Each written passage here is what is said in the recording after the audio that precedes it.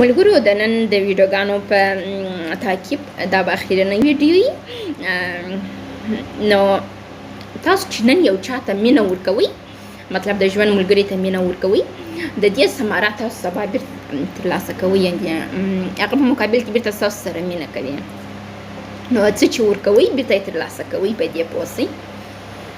او بل تاسو د هر انسان په رقم تاسو هم مینې ته ضرورت لرئ.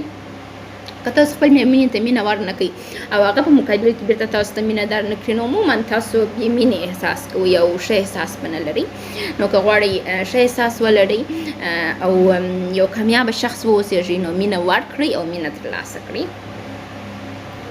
او بل وایي تر دې چې تاسو یو کار نه غواړئ چې ویې کړئ، نه یو کار ته مو زړه نه غواړي چې ویې کړئ، د دې دپاره چې یو بل نفر خوشحاله سي، که هغه وکړئ دا ډېر ستاسو دپاره ښه دی.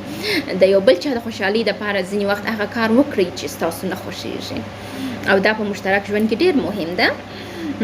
او تر ټولو خوږترینه خبرې هغه څه دي چې یو میړه او ماینه یو بل ته سره کوي.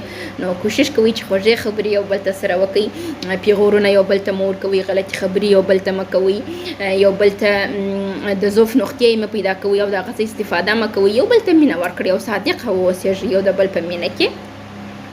او تر ټولو خوږترینه کلام چې یو ښځې ته موږ کولی سو ورکړو، هغه د ښځې دپاره حیا ده، چې دا حیا ولري او په مینه کې حیا ولري.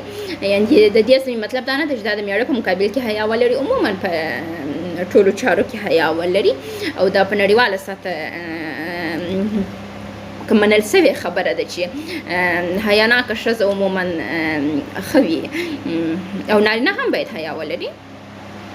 خو دلته موضوع نن ښځه ده، نو پر ښځو باندې مو بحث وکړه.